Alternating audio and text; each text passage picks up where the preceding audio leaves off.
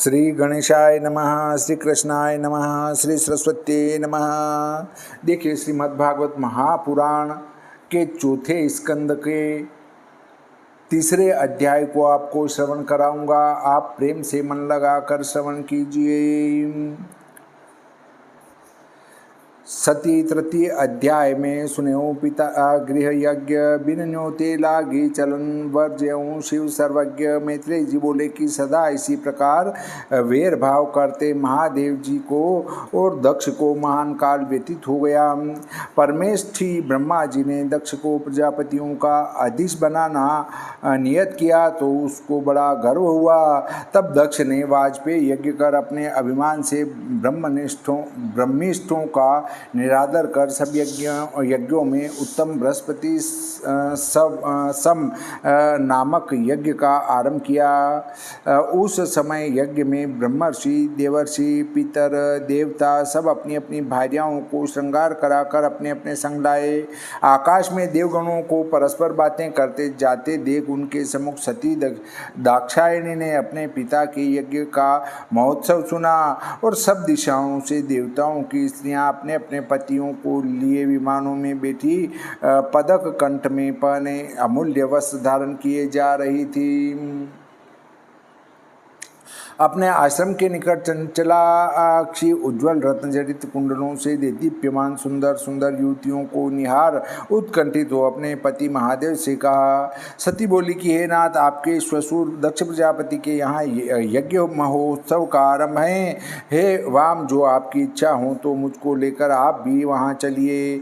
अभी वहाँ यज्ञ संपूर्ण नहीं हुआ है, क्योंकि अभी सब देवता बराबर चले जाते हैं। उस यज्ञ में अपने पतियों समेत मेरी बहनें भी निश्चय सूरजों को देखने को और उनसे मिलने को जाएंगी। इससे मेरी भी अभिलाषा है कि आपके साथ चलकर मैं भी अपने माता पिता से मिलूं और उनके दिए वस्त्र आभूषण ले अपने मन की आशा पूर्ण करूं।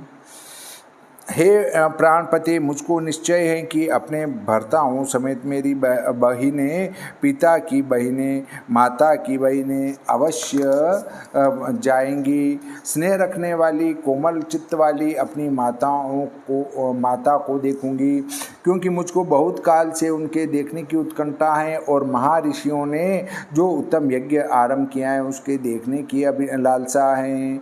यद्यपि यह आश्चर्यमय आपकी माया से निर्मित त्रिगुणात्मक आप में जगत प्रकाश कर रहा है, इसलिए आपको तो इस बात का कुछ कौतूहल नहीं, परंतु मैं जो दिन स्त्री जाति तुम्हारे तत्व को नहीं जान सकती, ऐसी मैं अबला अपनी जन्मभूमि को देखना चाहती हूँ। अतः हे नाथ, आप साथ चलिए।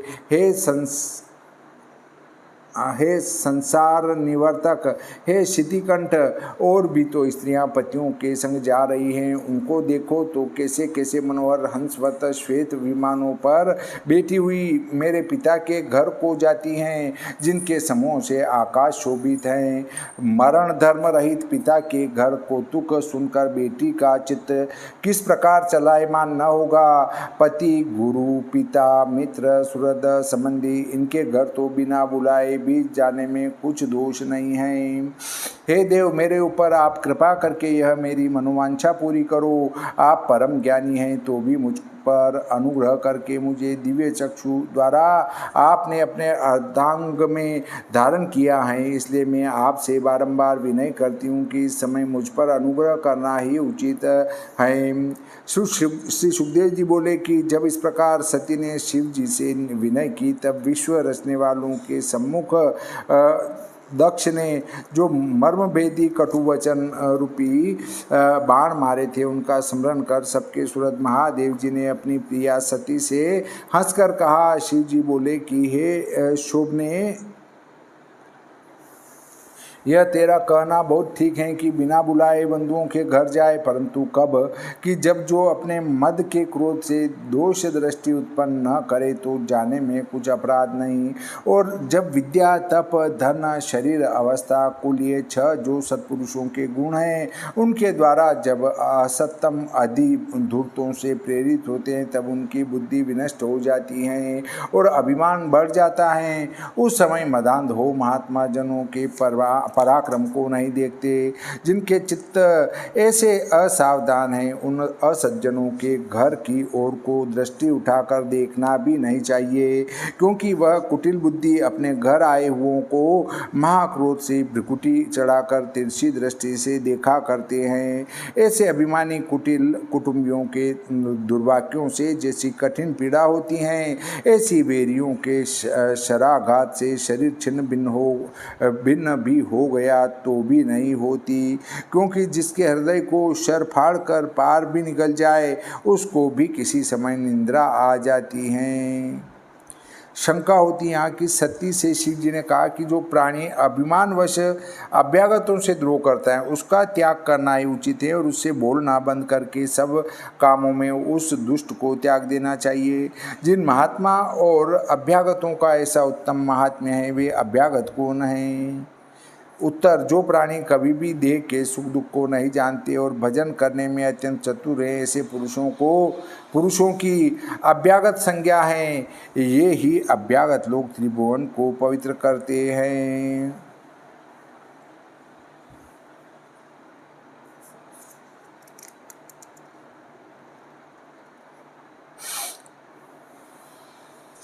ऐसे अभिमानी कुटिल कुटुंबियों के दुर्भाग्य से जैसी कठिन पीड़ा होती है, ऐसी वेरियों के शराघात से शर छिन्न भिन्न भी हो गया तो भी नहीं होती, क्योंकि जिनके हृदय को शर फाड़ पार में भी निकल जाए तो उसको भी किसी समय निंद्रा आ जाती है। परंतु दुष्ट संबंधियों के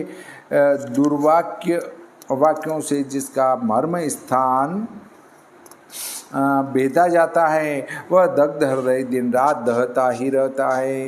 हे शुभानने, यह मैं भली भांति जानता हूँ कि तुम दक्ष प्रजापति की पुत्रियों में सबसे अधिक प्यारी हो, इसमें किंचन मात्र भी संदेह नहीं। तो भी उन पिता से तुमको आदर सम्मान प्राप्त न होगा, क्योंकि मेरे नाम से दक्ष के हृदय में ताप आता है। सत्पुरुषों की उत्तम कीर्ति और यश देखकर दुष्ट जन उनकी श्लाघा और उच्च पदवी को पहुंच नहीं सकते। वे पापी हृदय वाले कुजन अपने मन में जलकर उनसे द्वेष करते हैं, जैसे राक्षस हरि से वेर करते हैं। हे सुमध्य में, जो सज्जन पुरुष आपसे बड़े को देखकर परस्पर उठ खड़े होते हैं, प्रणाम करते हैं, दंडवत करते हैं, यह मर्यादा परमोत्तम है। वे लोग अपने अंतःकरण से सर्वांतर्यामी परम पुरुष गुहा यशय ईश्वर का मान करते हैं। कुछ देहाभिमानियों को नहीं करते सो हम उस समय करते हैं।